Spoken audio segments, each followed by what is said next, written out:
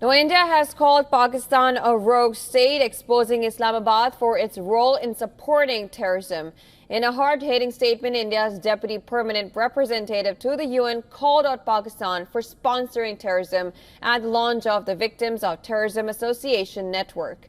Indian envoy Yojana Patel pointed to Pakistani Defense Minister Khawaja Asif's recent admission that his country has been supporting and funding terrorism for the last 3 decades. A revelation that she said surprised no one.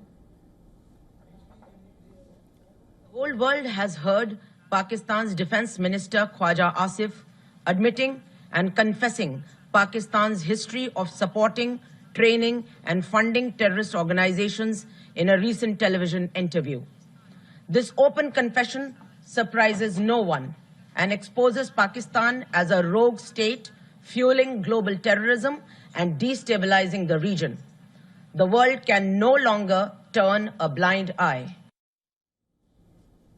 The envoy in India's right of reply rejected allegations made by Pakistan as baseless. She underscored India's long-standing struggle against cross-border terrorism, beginning her statement by recalling the terror attack in Pahalgam and demanded that perpetrators and financiers of the terror attack that killed 26 civilians must be held accountable.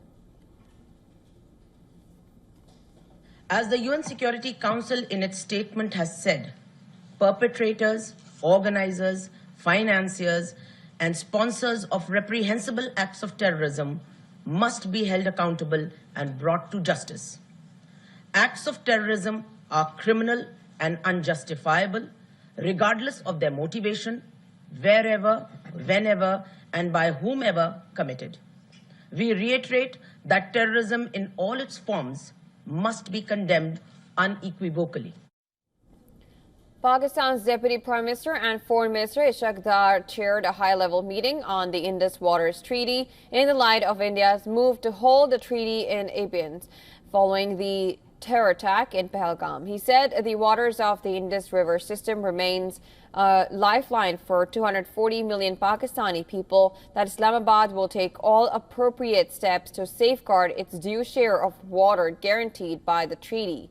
Pakistan's Deputy Prime Minister also held a telephone conversation with Qatari Prime Minister and Foreign Minister Sheikh Mohammed bin Abdulrahman Al Thani. He praised the Qatari Prime Minister of the decisions taken by Pakistan's National Security Committee in response to recent diplomatic measures taken by India.